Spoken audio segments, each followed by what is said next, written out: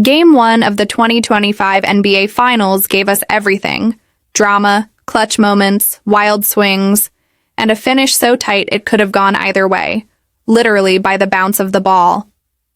The Indiana Pacers escaped Oklahoma City with a jaw-dropping 111-110 win over the Thunder. That 1-point difference might seem small on paper, but every second of this game felt like a war. If this is how the series starts, we might be in for one of the greatest finals in recent memory. The matchup itself feels like basketball poetry. Two young, hungry teams who weren't even supposed to be here just a year ago. The Thunder led by Gilgeous-Alexander, and his calm, unshakable presence are built like a modern-day juggernaut, long, switchable, and intelligent. And the Pacers? Gritty, fast, resilient. Nobody had them in the finals at the start of the playoffs, but here they are. Tyrese Haliburton and Pascal Siakam leading a team that just doesn't know how to quit. Right from tip-off, it was clear. Both squads came ready. Oklahoma City fed off their home crowd, surging early behind some brilliant scoring from SGA and Jalen Williams. Their pace was relentless, forcing Indiana to scramble defensively in the opening minutes. Chet Holmgren hit a couple of smooth transition threes, and the Thunder looked poised to blow the game open in the first quarter. But the Pacers weathered the storm. Haliburton, who had been battling through a nagging hamstring injury throughout the playoffs, showed no signs of slowing down. His shot creation and vision brought Indiana back from a double-digit deficit. And then came Siakam. What a performance.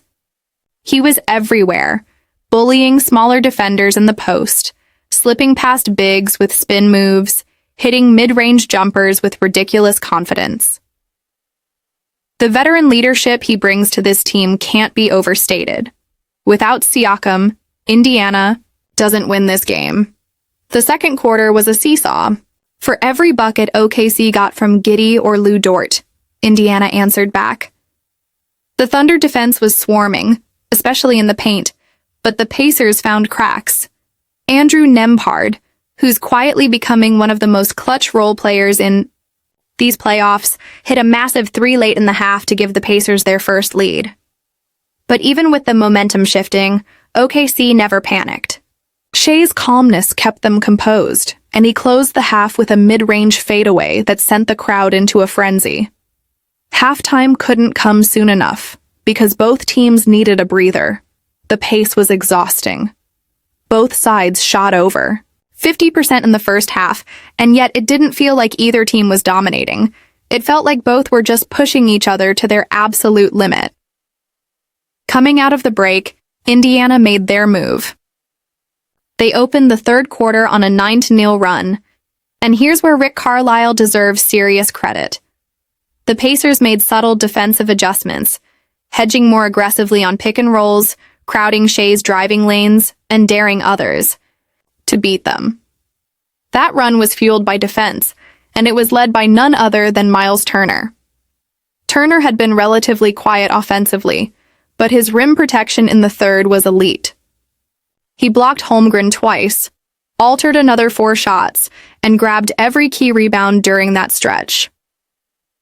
Oklahoma City didn't fold, though. Far from it. Mark Daigneault's team is nothing if not resilient. They responded with a furious rally, late in the third, capped off by a ridiculous step-back 3 from Isaiah Joe, who suddenly caught fire off the bench. That gave the Thunder a 1-point lead going into the fourth, and at that moment, you could feel the tension in the building. Every fan in the Paycom Center was standing. Every possession mattered. The fourth quarter was chaos, in the best possible way. Both teams threw haymakers. It was Shea hitting a tough layup in traffic, then Haliburton responding with a floater off the glass, then Siakam backing down Giddey for a fadeaway jumper, then Chet answering with a transition dunk. The lead changed hands 9 times in the final 8 minutes. 9 times. That's how close this game was. And then came the final 60 seconds. Pure madness. With 58 seconds left, Siakam nailed a tough jumper from the elbow to put Indiana up by 1. Oklahoma City came back the other way and ran a beautiful set that freed up Shea for a clean look in the mid-range. Splash. Thunder up 1. Indiana called timeout with 34 seconds left. Out of the timeout, Carlisle drew up a brilliant misdirection play. Everyone expected Haliburton to take the shot, but instead the ball swung to Nembhard, who caught it on the right wing and drilled the go-ahead 3 with 24 seconds left. Pacers up 2. That shot might have been the biggest of his life. The Pi crowd was stunned. But the Thunder weren't done yet. With the game hanging in the balance, SGA drove hard to the rim, drawing 2 defenders. He kicked it to Chet in the corner, who, without hesitation, launched a 3. It hit back iron, bounced straight up, then rattled in. Pandemonium. Thunder up 1 again. 17 seconds left. Indiana had one last chance. Haliburton brought it up slowly, killing clock. With under 10 seconds to go, he got a switch onto Holmgren. He danced. He probed. Then he kicked it out, this time to Siakam, who attacked the closeout, spun in the paint, and floated it up. The ball kissed the front of the rim and dropped in. Pacers up 1. 3.2 seconds to go. OKC had no timeouts left. Giddey inbounded it to Shea, who took 2 dribbles and launched a running 3 from 35 feet. It looked good. It had the arc. It was dead center, and then rimmed out. Game over. The Pacers bench exploded. Siakam pounded his chest. Haliburton hugged Turner. And the Thunder players? Just stunned, heartbroken. They gave everything, and it still wasn't enough. That's what this series is going to be. Every play, every inch, every bounce. Looking. At the stat sheet, it's clear how evenly matched these teams are. Shea finished with 34 points, 6 assists, and 5 boards. Chet added 22 and 10. For the Pacers, Haliburton had 27 points and 9 assists. Siakam was incredible, with 29 points, 8 rebounds, and 4 steals. But stats don't tell the full story. This was about moments, about composure. And Indiana had just one more moment than OKC did.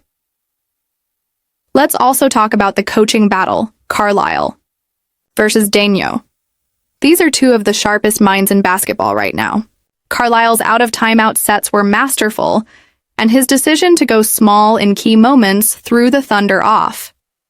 Meanwhile, Daigneault's defensive switching and trust in his bench nearly won them the game.